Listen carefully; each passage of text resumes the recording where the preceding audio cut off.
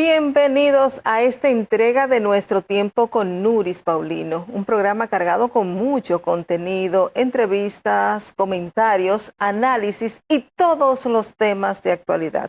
En el día de hoy, la entrevista principal es con Percy Rafael García, quien es el CEO de CRIT Consulting República Dominicana y además es especialista en estrategia de planificación, gestión de marca y reputación e investigación de mercados. Pero como cada semana, también tendremos los segmentos Justicia y Derecho, Soleando y el bienestar emocional de la mujer. De inmediato nos vamos a los titulares.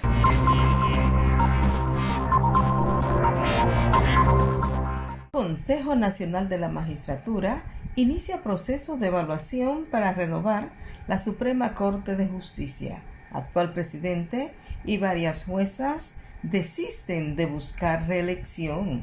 Joel Santos llama a la población, al empresariado y a las instituciones a ahorrar energía.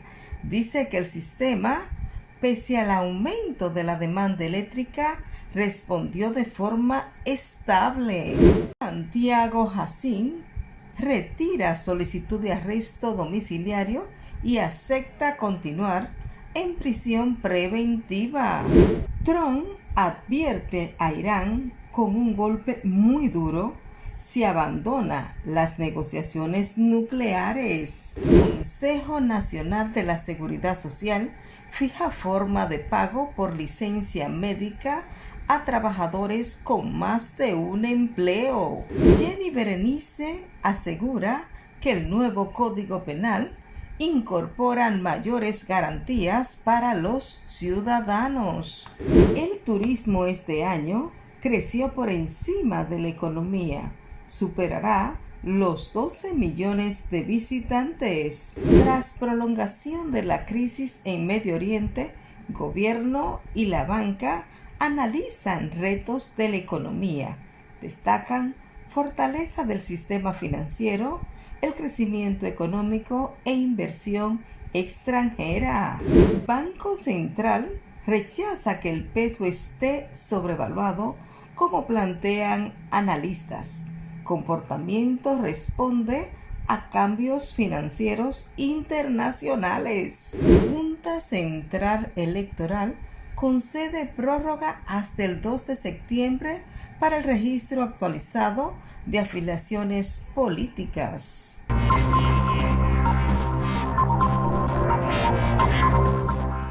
Síganos en redes sociales, nuestro _tiempo RD, a través de Instagram, Facebook, X, y pueden ver este programa en el canal de YouTube Nuestro Tiempo con Nuris Paulino. Pero hoy, 10 de la noche, N16, y mañana domingo, el canal 24 al mediodía, Santo Domingo TV. Nos vamos a una pausa y regresamos en breve.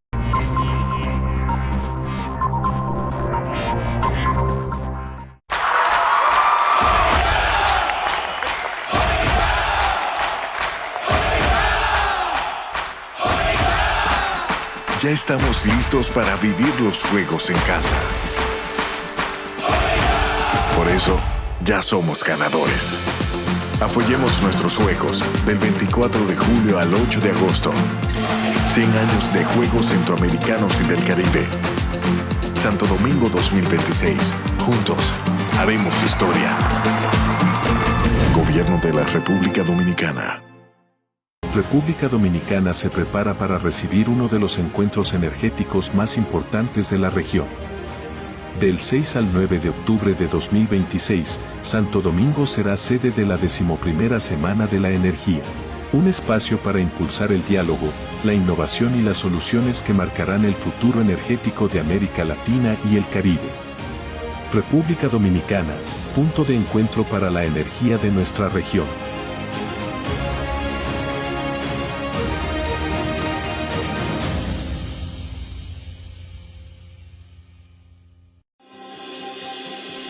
El bienestar individual y familiar de los dominicanos es un compromiso que asumimos con firmeza inquebrantable todos los días.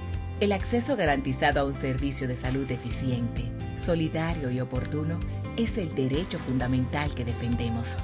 Desde el Consejo Nacional de Seguridad Social, trabajamos con integridad para asegurar una asistencia médica suficiente, ampliando cada vez más el catálogo de prestaciones y extendiendo la cobertura de los servicios de salud, mejorando así la calidad de vida de nuestra gente. Vivir con seguridad social es un derecho de todos.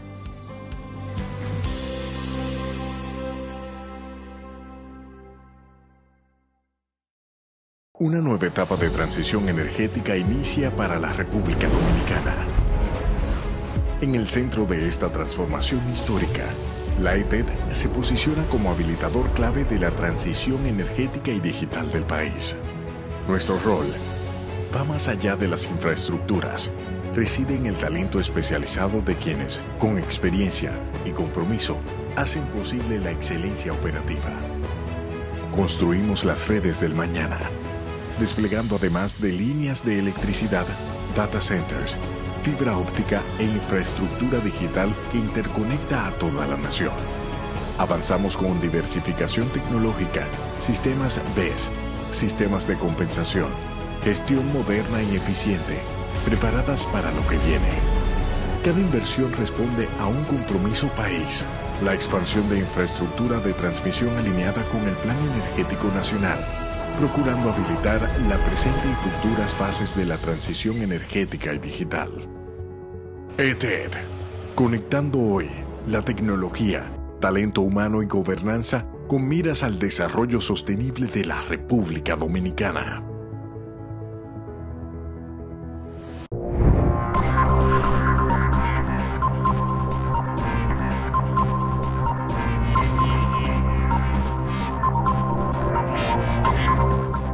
Gracias por continuar con nosotros. Ahora vamos a dar paso a la entrevista principal con Percy Rafael García, quien es el CEO de CRIT Consulting República Dominicana, con más de 30 años de trabajo en la gestión estratégica de la comunicación, gestión de reputación y marca, pero además investigación de mercado. Bienvenido, Percy.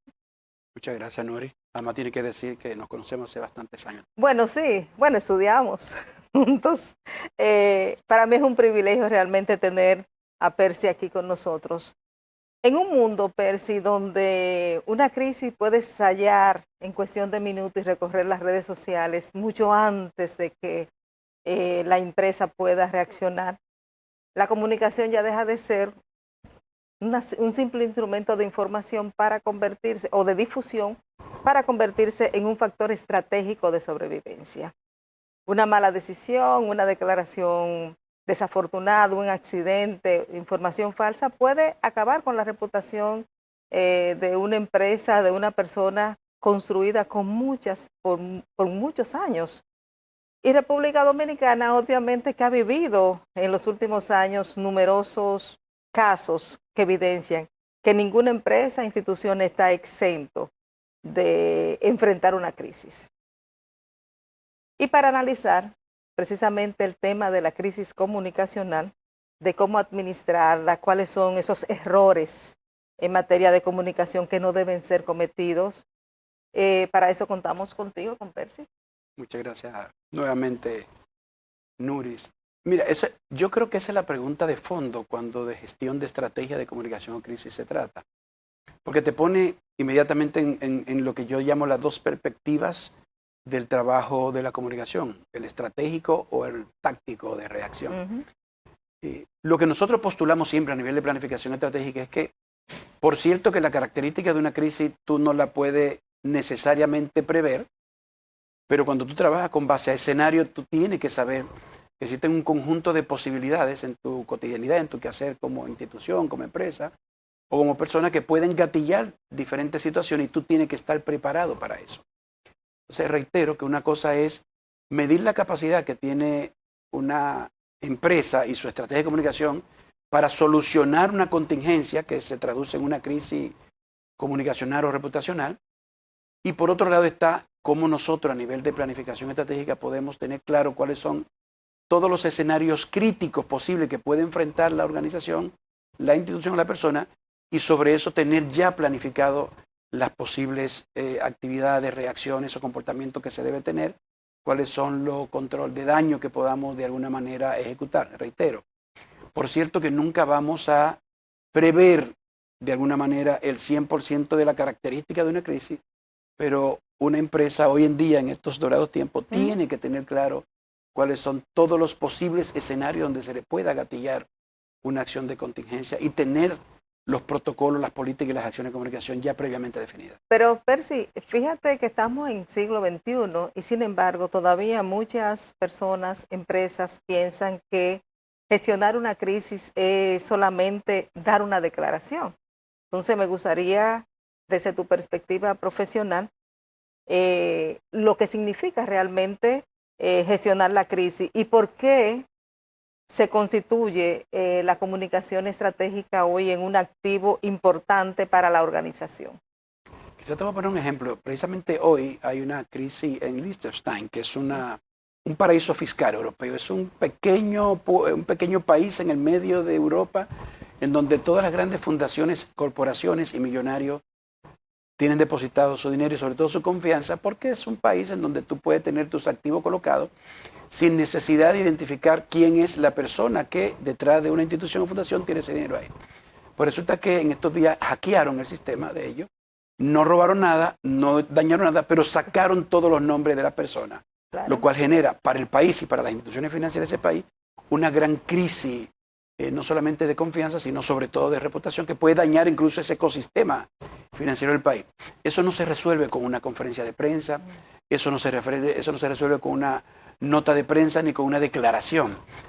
Para eso se tienen que activar un conjunto de actividades que van desde relacionamiento a alto nivel, gestión de control de daño, identificación de todos los stakeholders o lo que se llaman las audiencias clave a través de la construcción de un mapa que te permite decir qué tipo de actividad debo yo desarrollar con este determinado grupo de audiencia o con otro que me permita ir generando ese control donde de alguna manera tengo que decir con qué grupo debo contener el daño, con qué grupo yo tengo que construir una nueva narrativa que permita de alguna manera gestionar de mejor forma el efecto que pueda tener la contingencia que estoy desarrollando como empresa. Yo te digo, en Dominicana, creo que, y no solo en Dominicana, en la región, el gran reto que tenemos es cómo hacer evolucionar o al menos tener la perspectiva estratégica de la gestión de crisis y de reputación en la misma medida y la rapidez con que se están generando esta crisis, porque tú muy bien lo decías. Un tweet, un comentario, una foto que te sacan en la calle, un error en la empresa, un accidente en la fábrica puede generar un maremoto comunicacional que si tú no estás preparado te puede complicar muchísimo. Pero Percy, hay una frase que dice que una crisis no destruye, sino revela realmente lo que es la institución. Y en verdad, ese caso que tú pones, pone en evidencia una falta de control y además lo que puede generar es la desconfianza de esos clientes o esos stakeholders de esa empresa que andan por toda parte porque su información que es privada se ha socializado. Entonces, en ese sentido, pues me gustaría que tú nos digas la diferencia que existe entre una empresa o organización que se prepara para enfrentar la crisis y aquella que espera que venga esa situación, que es lo que para poder afrontar el problema. Voy a partir de la frase que ciertamente es una frase conocida, yo no la comparto, es decir, una crisis no devela lo que es la institución, sino que devela la ineficiencia que a nivel de estrategia de comunicación tiene. Una institución que muchas veces se concentran en producir, en satisfacer las necesidades de su cliente y no necesariamente en blindarse. Yo siempre he dicho que una buena estrategia de publicidad o una buena estrategia de comunicación tiene que tener siempre dos dimensiones. La de construir la marca y construir reputación y construir diferenciación, pero también tiene un componente para lo que es como yo blindo la institución ante este tipo de cosas y volvemos al mismo punto. ¿Cómo estoy preparado para enfrentar eso? Yo creo que si voy a diferenciar entre aquella empresa que ciertamente tiene claro que de lo que se trata es de prever la crisis, la mejor estrategia de comunicación de crisis es la que la prevé, la que la evita, ¿no? Y por supuesto siempre hay que tener un buen desempeño de control de daño. Nosotros acuñamos en la empresa siempre un concepto, que es que las empresas, como las personas y las marcas, son vasos vacíos. El tema es ¿quién llena ese vaso? Si tú vas a dejar que digamos que la coyuntura llene ese vaso o lo llena tú de manera estratégica. Yo siempre pongo como ejemplo una frase de Douglas MacArthur, que él decía que no le gustaban las improvisaciones, pero que la podía aceptar siempre y cuando se planificaran con tiempo. Y ese yo creo que es el dogma de fe de los gestores de comunicación de crisis. Es decir, sabemos que pueden haber coyunturas que no manejamos, pero tenemos que estar siempre preparados para poder solventarla y tener todas las herramientas definidas. Y créeme que es posible. Cuando tú enfocas la gestión, el trabajo de la comunicación, desde la perspectiva de construcción y blindaje de marca y reputación, tú entonces empiezas a pensar en todos esos escenarios que desde el principio yo te manifesté. El problema que tenemos, Nuri, es que la mayoría de los equipos de comunicación pasan la mayor cantidad de sus tiempos disponibles para el trabajo simplemente resolviendo coyuntura, resolviendo crisis, planificando actividades muy buenas de relaciones públicas, actividades muy, digamos que de implementación de los planes, y no necesariamente hay espacio donde pueda efectivamente investigar, explorar y ponerse 2 o 3 pasos adelante ante cualquier, digamos, situación que pueda tener la empresa o que pueda generar el escenario. Las coyunturas se pueden interpretar, hay análisis de tendencia. Nosotros siempre debemos prever que si tú tienes un candidato político o tienes un líder empresarial o hay una institución o hay una compañía que está de alguna manera compitiendo, hay un conjunto de cosas que pueden ocurrir y que tú tienes que estar preparado para resolverlo. Percy, vivimos en una época donde las redes sociales pueden convertir un incidente en una crisis nacional, ¿verdad? Porque la comunicación ha cambiado. Esa velocidad con que se difunden las informaciones han generado muchísimas crisis en distintas instituciones. ¿Cómo ha cambiado esa velocidad de la plataforma digital, la forma de administrar la crisis? Me gustaría que tú nos hables de eso y cuáles errores siguen cometiendo las instituciones y empresas cuando intentan responder de manera rápida. Porque estamos en una época donde ya no hay, el periodismo no contacta la información, sino que hay que salir y no verificar, que es un error. Entonces, ante esa situación, ¿cómo las empresas pueden intentar responder bajo esa presión? ¿Y cuáles son esas recomendaciones que como experto tú puedes darle? Mira, hace tiempo que Cottrell definió que en esta época en que vivimos se va a llamar el modelo de la velocidad, y creo que ya hoy todo lo que estamos en el mundo del marketing, de la comunicación y de las empresas, estamos claros y convenidos que vivimos en el mundo de la velocidad, que todo pasa muy rápido y que no se trata hoy de tener la información, sino que tan rápido la puedo tener y operativizarla. Mira, en una crisis no siempre es necesario reaccionar. Mira, ahora mismo en Colombia hay una situación bastante particular, con el caso de Rafael Poveda, un periodista que ha sido acusado de violentar sexualmente a una periodista, a una persona, ¿no? Una joven. Y las periodistas, tal como tú le dices, no validaron esa acusación, sino que simplemente sacaron el reportaje. Por supuesto, lo informaron a él previamente, y ha generado toda una revolución en Colombia, porque es un tipo muy importante, muy famoso, de mucha credibilidad. Ha corrido muy rápido por las redes sociales, y ahí yo creo que es un mejor ejemplo de cómo gestionar lo que pudiera ser una avalancha a nivel del ecosistema digital que tú no puedes controlar, y tiene que ver con rápidamente plantar una posición y dejar claro que no va a haber mayores decisiones o que no va a haber mayores incorporaciones.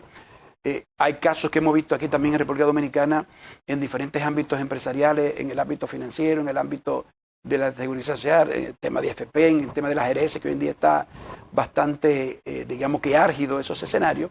Lo que nosotros recomendamos siempre es, si no tiene previsto uno de esos escenarios críticos y se te deviene una crisis, lo primero que tiene que hacer es no reaccionar.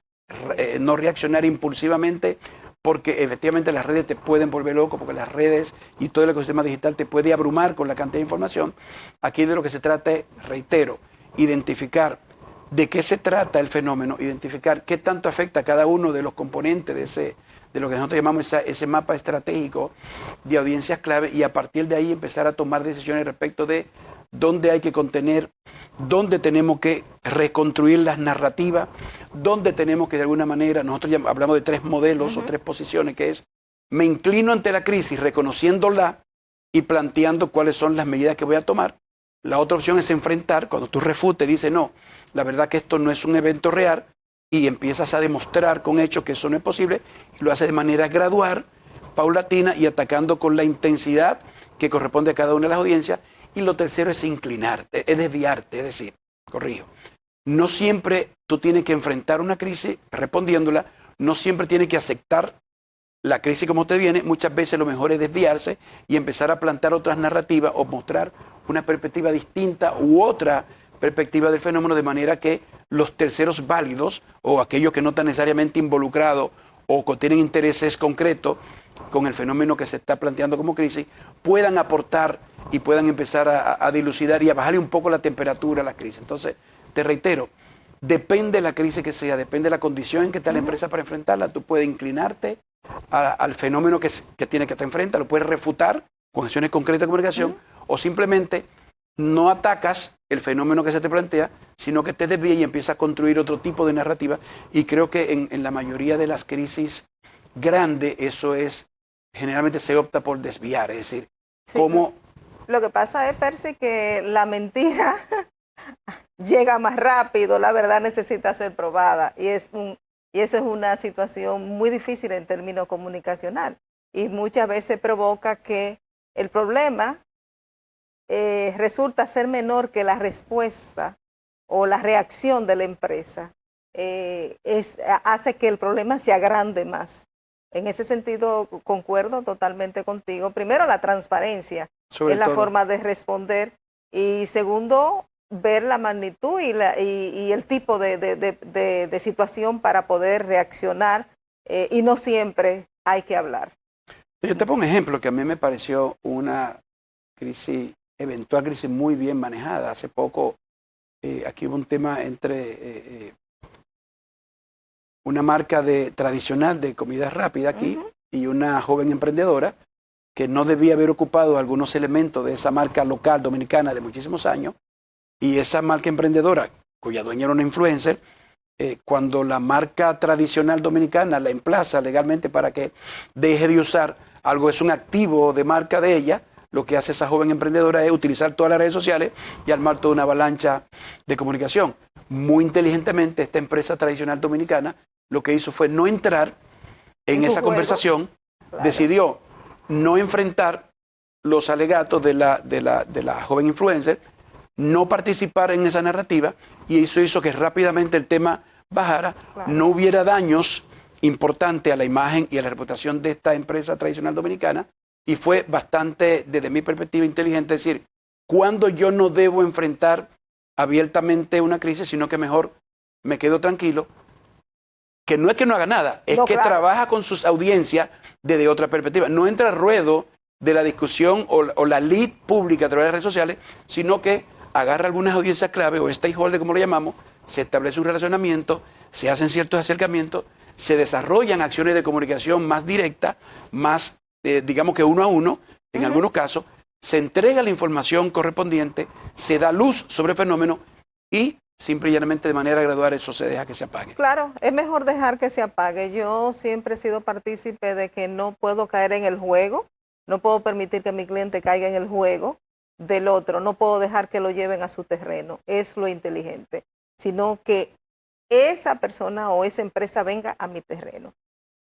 Rápidamente, Percy, porque como te decía ahorita, a veces la reacción de las empresas daña más, o sea, profundiza más la crisis. En ese sentido, 2 minutos, ¿cuáles son esos 5 errores que generalmente se cometen las empresas en esos momentos de crisis y que hacen que se profundicen más esos problemas y que deben de evitarse? Mira, mi experiencia lo que me dice que si tuviera que condensar esos 5 errores, el primero de ellos es actuar de manera improvisada, es decir, no tener ante una situación que puede pasar, hubo un accidente laboral, uno de tus ejecutivos cometió un desliz por ahí, apareció la marca, etcétera, etcétera. Lo primero, si no, vamos a partir de la base, no cuenta con un plan definido para esa crisis, lo primero es actuar de manera precipitada. Eso es un error, hay que tomarse su tiempo. Siempre de manera gradual, o sea, no dormirse en la breve.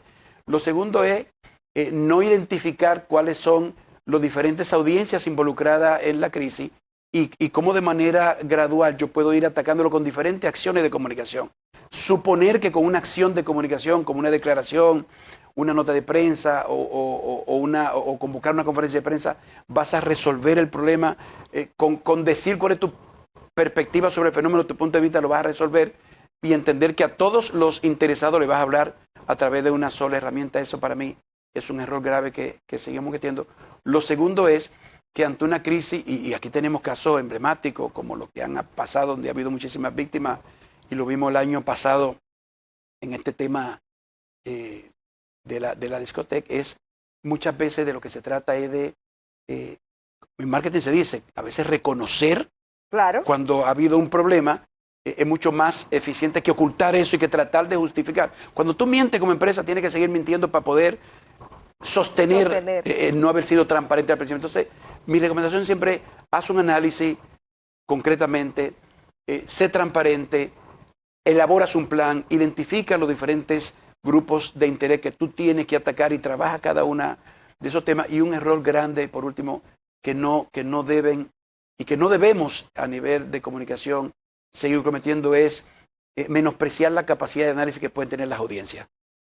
Que eso nos pasa mucho en las empresas, le pasa mucho a la estrategia, que es suponer que la gente no entiende mucho, que suponer que la gente la podemos convencer con acciones bastante básicas, suponer que la gente no tiene el conocimiento necesario para poder identificar cuando estamos diciendo la verdad o cuando estamos real y honestamente abordando una crisis. Percy, yo quisiera seguir conversando, pero aquí se tornan despreciables el tiempo implacable al que pasó. Exactamente. Entonces, la comunicación ya hoy deja de ser únicamente un elemento para informar y se convierte en un instrumento estratégico para construir confianza, la reputación y garantizar totalmente la sostenibilidad de una organización. La crisis siempre van a ocurrir, siempre. Ahora, la diferencia es estar preparado o esperar que venga para yo enfrentarla. O sea, la parte, el trabajo estratégico, prepararse estratégicamente para ella o esperar que ocurra. Te doy las gracias. Muchísimas gracias a ti, Nuris, y sobre todo. No es una opción esperar que ocurra. Es nuestra responsabilidad de verdad ayudar a las empresas a hacer una planificación, tener todos los escenarios posibles y tener al menos reacciones planificadas que puedan enmendar cualquier daño posible de una crisis que ninguno queremos, pero que sabemos que pueden ocurrir. Así que muchas gracias, Nuri, por la oportunidad. Bueno, Percy, nada más me queda que darte las gracias por compartir tu experiencia y los aspectos que diste para una buena gestión de la crisis, que no comienza cuando ocurre, sino antes, y que hay que prepararse para ello. Y a ustedes, amigos, les invito a que nos sigan en redes sociales, nuestro _tiempo RD, a través de Instagram, Facebook, X, y que pueden ver este programa en el canal de YouTube, Nuestro Tiempo con Nuris Paulino. Pero hoy, 10 de la noche, N16, y mañana domingo, el canal 24 Santo Domingo TV al mediodía. Nos vamos a una pausa y regresamos en breve.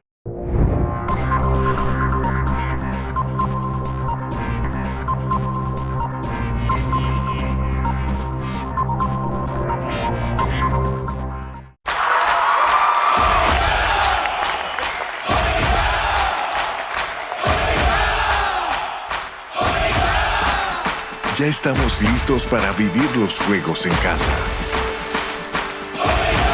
Por eso, ya somos ganadores. Apoyemos nuestros juegos del 24 de julio al 8 de agosto. 100 años de Juegos Centroamericanos y del Caribe. Santo Domingo 2026. Juntos, haremos historia. Gobierno de la República Dominicana. República Dominicana se prepara para recibir uno de los encuentros energéticos más importantes de la región. Del 6 al 9 de octubre de 2026, Santo Domingo será sede de la 11ª Semana de la Energía. Un espacio para impulsar el diálogo, la innovación y las soluciones que marcarán el futuro energético de América Latina y el Caribe. República Dominicana, punto de encuentro para la energía de nuestra región.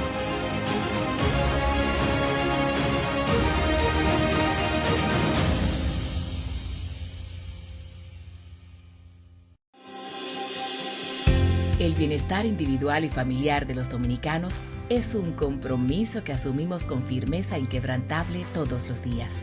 El acceso garantizado a un servicio de salud eficiente, solidario y oportuno es el derecho fundamental que defendemos. Desde el Consejo Nacional de Seguridad Social, trabajamos con integridad para asegurar una asistencia médica suficiente, ampliando cada vez más el catálogo de prestaciones y extendiendo la cobertura de los servicios de salud, mejorando así la calidad de vida de nuestra gente. Vivir con seguridad social es un derecho de todos.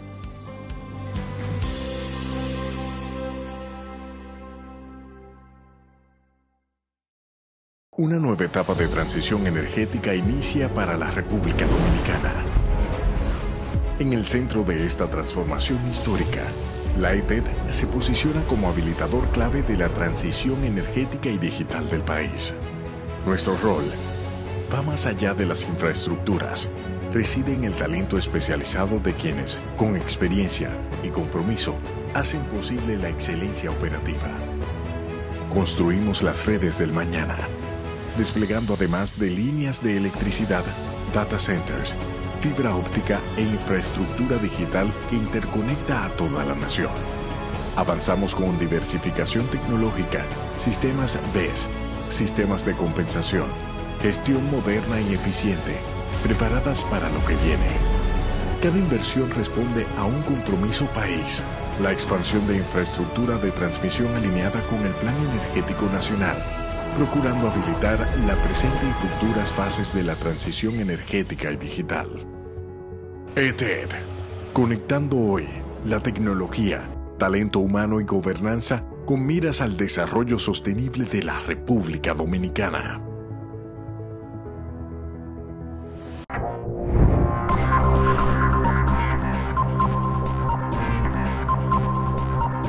Gracias por continuar con nosotros. Y ahora damos paso a la doctora Banay Bello Dotel en Justicia y Derecho. Bienvenida, doctora.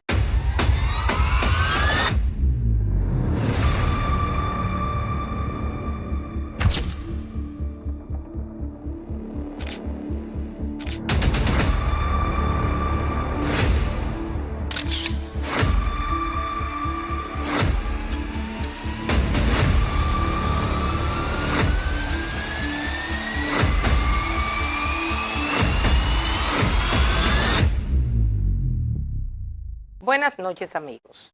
Hoy hablaremos de cómo se escogen los nuevos jueces de la Suprema Corte de Justicia. La República Dominicana está viviendo un momento poco común. Se está renovando al mismo tiempo las leyes y quienes tendrán que aplicarlas.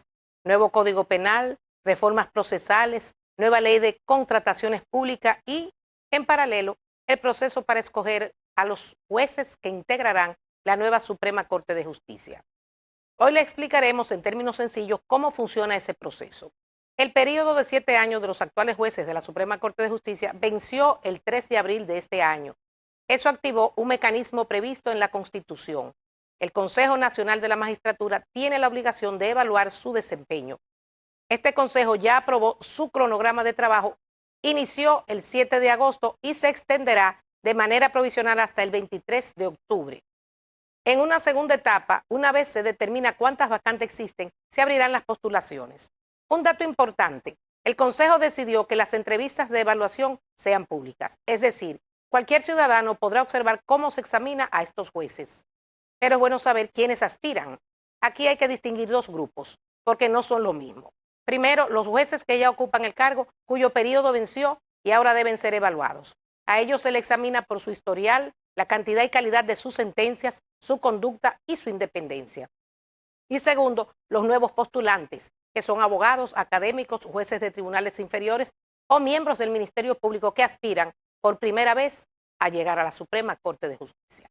A ellos no se les evalúa por un desempeño en ese tribunal, porque no lo tienen, sino por su formación, su trayectoria y sus credenciales. Son situaciones distintas, pero con una misma exigencia: demostrar que poseen la capacidad para ejercer la más alta función judicial del país. ¿Quiénes tienen derecho? Bien, la Constitución fija reglas claras. Para ser juez de la Suprema Corte hay que tener más de 35 años, un título de derecho y al menos 12 años de ejercicio como abogado, profesor universitario de derecho o juez. Además, la Constitución establece cómo debe integrarse el tribunal. 3/4 partes de sus miembros deben provenir de la carrera judicial y la 1/4 parte restante de profesionales del derecho, la academia o el Ministerio Público. Pero aquí está el punto clave. Cumplir estos requisitos no significa necesariamente merecer el cargo. Una cosa es tener derecho a aspirar y otra muy distinta es ser la persona idónea para ejercerlo. ¿Quiénes le conviene al país? ¿Qué tipo de personas? Bien, aquí radica el verdadero desafío. Cumplir la ley es apenas el punto de partida. Lo que debería definir cada nombramiento es el mérito, independencia frente al poder político y económico, dominio técnico del derecho, integridad comprobada y capacidad para interpretar leyes que apenas comienzan a aplicarse en el país.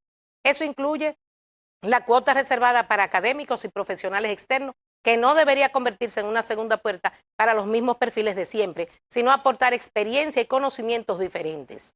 La legitimidad de la nueva Suprema Corte de Justicia no dependerá solo de cumplir los plazos o las cuotas constitucionales. Dependerá de que, al final del proceso, los ciudadanos puedan comprender por qué cada juez permaneció o fue escogido. Las leyes nuevas exigen un derecho nuevo, pero ese derecho nuevo solo será una realidad si los jueces que lo aplican están a su altura, deciden con independencia, firmeza y apego a la Constitución. Por eso señalamos, no debe ser una cuestión de personas, sino de méritos. Y esperamos que el mayor de esos méritos sea siempre servirle al país. Así sea.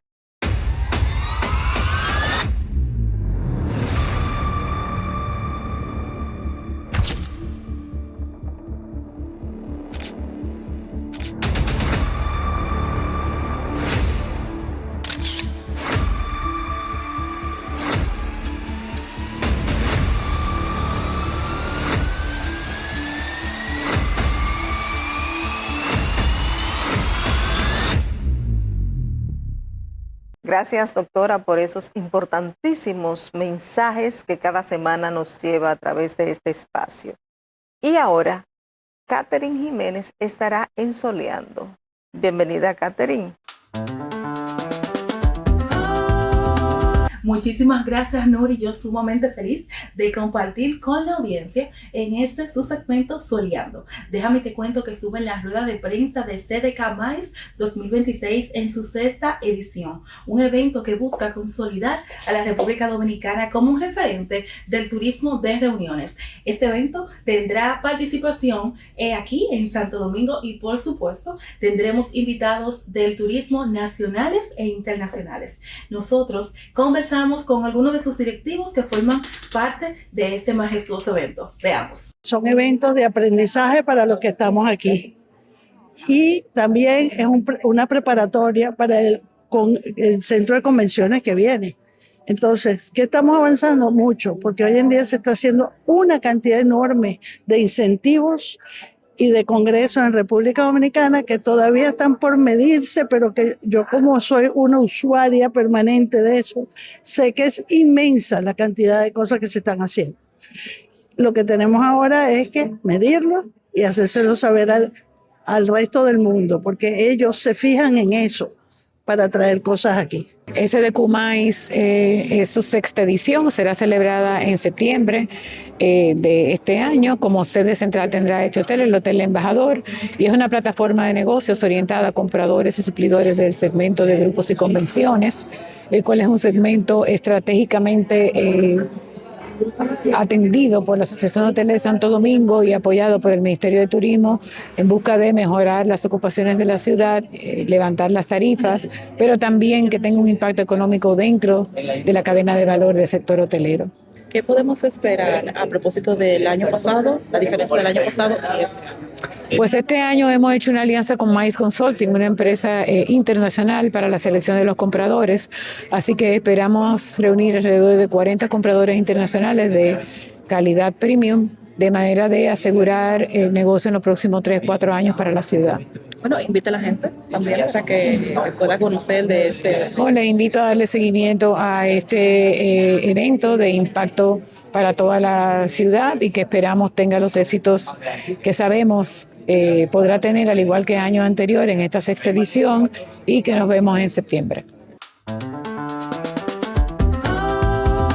Gracias, Catherine. Y a ustedes, amigos, les invito a que nos sigan en redes sociales, nuestro _tiempo RD, a través de Instagram, Facebook, X, y pueden ver este programa en el canal de YouTube, Nuestro Tiempo con Nuris Paulino. Pero hoy, 10 de la noche, N16, y mañana domingo, el canal 24 Santo Domingo TV al mediodía. Nos vamos a una pausa y regresamos en breve.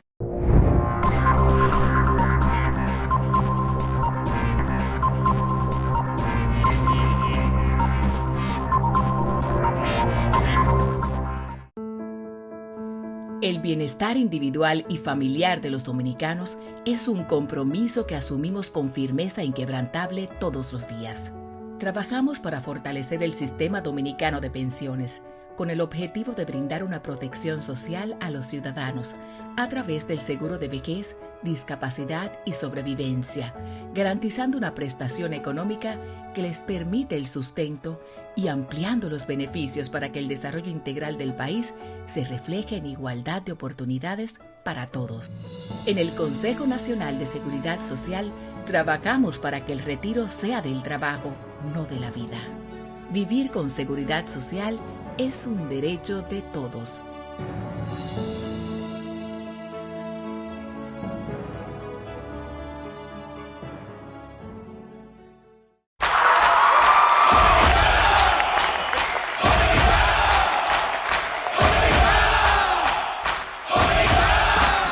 Ya estamos listos para vivir los juegos en casa.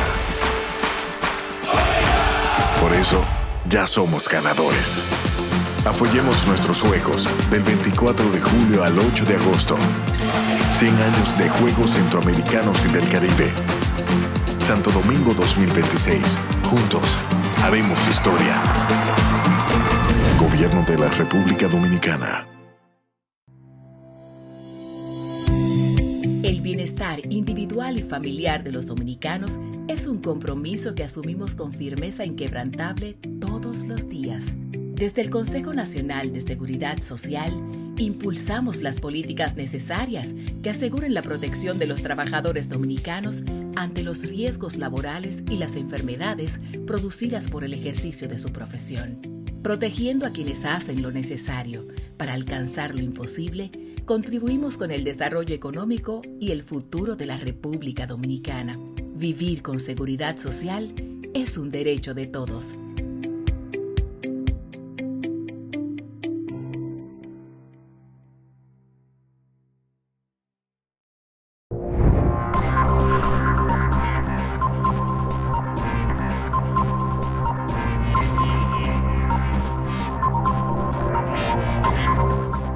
Gracias por continuar con nosotros. Y ahora, Joanly Bretón va a estar hablando del bienestar emocional de la mujer. Bienvenida, Joanly. Muy buenas tardes a todos y bienvenidos otro sábado más a este segmento. Hoy vamos a hablar de algo muy recurrente en nuestras vidas. Y es que hay días en los que uno se levanta y dice: hoy no quiero estar triste, hoy no me puedo poner nerviosa, hoy no tengo tiempo para sentirme mal. Como si las emociones miraran nuestra agenda y dijesen: bueno, hoy está muy ocupada, mejor volvemos mañana. Y entonces ahí es donde empieza la lucha. Te sientes triste, pero intentas animarte rápidamente. Tienes miedo, pero te repites que no deberías de sentirlo. Estás enojada, pero lo escondes para que no parezcas una mala persona. Estás cansada, pero sigues funcionando como si nada. Y no solamente tienes que cargar con la emoción, también cargas con la culpa de sentirla. Te empiezas a decir: ¿por qué estoy así? Yo debería de estar agradecida. Hay personas que están aún peor, con todo lo que Dios me ha dado, no debería de sentirme de esta manera. Y ahí aparece un sufrimiento doble. Primero está lo que sientes y después está toda la pelea que mantienes contra eso que sientes. Porque no es lo mismo sentir tristeza que estar diciéndote durante horas que no deberías de estar triste o de sentirte triste. No es lo mismo sentir miedo que estar todo el día intentando de controlar todo lo que pasa a nuestro alrededor para que ese miedo desaparezca. No es lo mismo sentir rabia que juzgarte pensando que una buena mujer nunca debería de sentirla. Y la mayoría de las veces no nos agota la emoción, nos agota resistirla, nos agota aparentar, nos agota sonreír cuando queremos llorar, nos agota tratar de tener una respuesta para todo. Básicamente nos agota fingir que estamos en paz cuando por dentro estamos librando una gran batalla. Hay una práctica que me enseñaron, que es muy conocida y muy poderosa, que se llama el dejar ir. Y dejar ir no significa ignorar lo que pasa, tampoco significa resignarte, no significa decir, bueno, esto es lo que hay. Y mucho menos significa tener que pensar bonito cuando por dentro estás destrozada. Dejar ir significa dejar de huir de la emoción. Es permitir que esté ahí durante un momento. Esté ahí sin juzgarla, sin alimentarla con más pensamientos y sin reaccionar a ella automáticamente. Por ejemplo, vamos a imaginarnos que tenemos miedo. Normalmente, en cuanto aparece, la mente empieza. ¿Y si pasa esto? ¿Y si no puedo? ¿Y si todo sale mal? Y en pocos minutos ya no solamente tienes miedo, también tienes una película, ¿no?, completa en tu cabeza con casi siempre, la mayoría de las veces, un final trágico. En este caso, dejar ir sería detenerte y reconocer. Ahora mismo tengo miedo, no decir yo soy una mujer miedosa. Básicamente no convertirlo en tu identidad. Es simplemente decir en ese momento el miedo está pasando por mí. Y después puedes preguntarte ¿dónde lo siento en el cuerpo? Quizás en el pecho, en la garganta, en el estómago. Y durante unos segundos, en lugar de seguir pensando en todo lo que podría suceder, llevas la atención a esa sensación, a tu cuerpo, ¿no? Respiras, la dejas estar. No tienes que expulsarla, no tienes que entenderla inmediatamente. No la conviertas en una enemiga, porque una emoción es energía en movimiento. Y cuando dejas de alimentarla con historias, cuando dejas de empujarla hacia abajo, poco a poco va perdiendo intensidad. No porque la hayas vencido, sino porque dejaste de pelearte con ella. Y aquí entra algo importante. Sentir una emoción no significa obedecerla. Puedes sentir miedo y avanzar. Puedes sentir rabia y decidir no herir a nadie. Puedes sentir tristeza y aún así seguir cuidándote. Puedes sentir culpa y aún así preguntarte si realmente hiciste algo malo o simplemente estás haciendo algo diferente. Y algo muy importante es que tus emociones tienen información, pero no siempre tienen la última palabra. Y para mí, aquí también entra Dios. Porque muchas veces oramos de esta manera.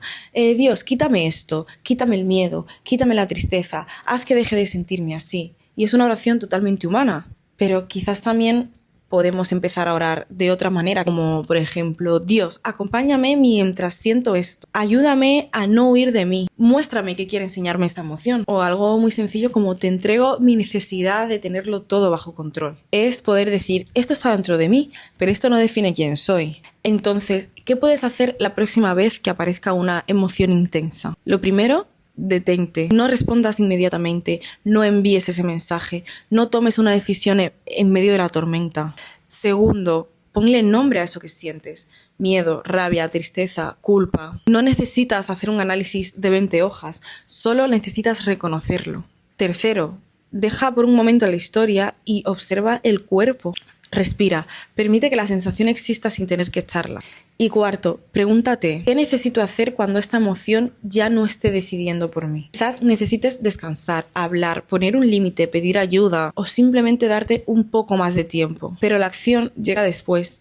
Primero, dejas de luchar contigo, porque no puedes tomar decisiones claras mientras una parte de ti está sintiendo y la otra parte está gritándole que deje de sentir. Así que hoy quiero dejarte una pregunta. ¿Qué emoción llevas tanto tiempo intentando evitar que ya estás agotada de correr delante de ella? Algunas emociones están esperando a que las escuches para poder irse. Muchas gracias por escucharme otro sábado más. Espero que tengan una feliz noche. Gracias, Joali. Y esta semana, a propósito de que hoy tenemos una estratega de comunicación en momentos de crisis, pues vamos a estar abordando el tema de la desinformación, un arma silenciosa que puede destruir gobierno, reputaciones y sociedades. Hay guerras que se libran con armas, otras con dinero, pero las más peligrosas son las informaciones falsas. Vivimos en una época en la que una mentira puede recorrer el mundo en cuestión de minutos, mientras la verdad todavía intenta encontrar la manera de ser escuchada. Y es que la desinformación se ha convertido en uno de los mayores desafíos para las democracias, la gobernabilidad y la estabilidad social. Y no distingue fronteras, ideologías, no distingue gobiernos, golpea a quien encuentra desprevisto totalmente. Y tenemos un ejemplo reciente que fue lo ocurrido en España. Miles de migrantes marroquíes llegaron hasta la ciudad de Ceuta, convencidos de que la frontera estaba abierta, ya que España va a recibirlo sin restricciones a quienes lograran cruzarla. ¿Quién dio esta información? No fueron las autoridades españolas ni tampoco los organismos internacionales. Fueron las redes sociales. Y es que estos mensajes se hicieron virales tanto en TikTok, Facebook, WhatsApp, afirmando que hoy era el día, que la puerta estaba abierta y que bastaba solo con llegar para permanecer en territorio español. Una interpretación obviamente errónea de las decisiones judiciales, mezclada totalmente con informaciones engañosas y rumores difundidos. Masivamente estos rumores. Y esto terminó alimentando una crisis migratoria que puso en riesgo a miles de vidas. Y República Dominicana no está exento de estos efectos de la desinformación. Y hemos visto fenómenos similares, fotografías manipuladas, videos antiguos presentados como eventos recientes, audios anónimos que difunden noticias falsas sobre decisiones gubernamentales que no existieron nunca. Declaraciones manipuladas también tenemos, que solo buscan desacreditar a funcionarios, empresarios o líderes sociales antes de que alguien tenga oportunidad de explicar los hechos. Durante la pandemia también se difundieron, por ejemplo, teorías conspirativas que dificultaron totalmente los esfuerzos de salud pública. Y en tiempos de elecciones, ahí es que la situación es grave. Ahí se intensifican videos editados, cuentas falsas, montajes digitales, campañas que solo buscan influir en la opinión pública, erosionar la confianza de las instituciones y polarizar a la sociedad, lo que amenaza, obviamente, con la estabilidad democrática. Esos contenidos pueden alimentar tensiones sociales, afectar la percepción internacional del país ante que los hechos sean aclarados. El problema es que la mentira siempre tiene ventaja frente a la verdad. La verdad necesita pruebas. La mentira solamente necesita un botón que diga compartir. Y mientras las instituciones preparan una rueda de prensa, verifican un documento, redactan un comunicado, la falsedad ya ha llegado a cientos de miles de teléfonos móviles. Por eso, hoy la comunicación estratégica ya no puede limitarse a reaccionar cuando estalle una crisis. Debe anticiparse, debe monitorear permanentemente las páginas digitales, responder con rapidez, transparencia y evidencia, porque necesitamos evidencia, porque en el siglo XXI no basta con gobernar bien, también hay que comunicar bien y rápido, en tiempo, obviamente. El desafío tampoco corresponde únicamente a los gobiernos. Las empresas privadas enfrentan campañas de descrédito que pueden afectar no solamente la inversión, sino también empleos. Los medios de comunicación tienen una gran responsabilidad que deben de reforzar la verificación de datos y diferenciar entre el periodismo y la especulación. Las plataformas digitales deben asumir un papel más activo frente a la difusión deliberada de contenidos falsos. Y los ciudadanos tenemos una gran responsabilidad que no debemos renunciar nunca a ella, cada vez que compartimos una información sin verificar, podemos convertirnos sin querer en el último eslabón de una cadena de desinformación.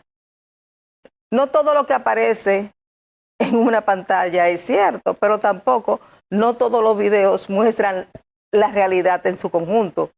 Y todos los audios anónimos dicen la verdad. La velocidad nunca puede sustituir la verificación, porque una noticia falsa puede destruir reputación que fue construida por muchas décadas, puede afectar la confianza en las instituciones, pero también puede generar conflictos sociales, puede perjudicar la imagen internacional de un país. Y como ocurrió en España, puede convencer a miles de personas de poner en riesgo sus vidas creyendo que estaban al punto de una gran oportunidad. Hoy la desinformación es una de las mayores amenazas para la democracia, la convivencia y la seguridad. Hay que combatir esa desinformación. Y esto no quiere decir que vamos a limitar la libertad de expresión, significa que debemos defender el derecho de los ciudadanos a tomar decisiones basadas en los hechos y no en manipulaciones burdas. Como periodistas, nuestra mayor responsabilidad no es ser los primeros en informar, es ser los primeros en verificar, en comprobar la información. Porque cuando la mentira se convierte en noticia, ustedes saben qué pasa, la sociedad pierde. Pero cuando la verdad prevalece, ganan la democracia, las instituciones y los ciudadanos ganamos mucho. Y en tiempos donde cualquiera puede publicar, el verdadero valor del periodismo sigue siendo el mismo de siempre: verificar antes de informar y servir a la verdad por encima de cualquier interés. La desinformación no necesita armas para causar daño. Le basta el teléfono celular, una conexión de internet y millones de personas dispuestas a compartir sin comprobar. Y ahí que la lucha contra la desinformación, señores, no solo requiere el de leyes más estrictas, sino también del compromiso colectivo para defender la verdad, el ejercicio ético del periodismo y la responsabilidad ciudadana. La desinformación es una amenaza definitivamente silenciosa que, si no se enfrenta con contundencia, podrá destruir los pilares de nuestras democracias y poner en riesgo la convivencia social. La verdad debe prevalecer y para ello todos debemos actuar con la firmeza y la determinación. La mejor defensa sigue siendo la misma de siempre: más periodismo, más pensamiento crítico y más compromiso con la verdad. Muchísimas gracias por haber estado con nosotros esta semana. Les invito a que nos sigan en redes sociales, nuestro _tiempo RD, a través de Instagram, Facebook, X, y pueden ver este programa en el canal de YouTube, Nuestro Tiempo con Nuris Paulino. Pero hoy, 10 de la noche, N16, y mañana domingo, el canal 24 Santo Domingo TV al mediodía.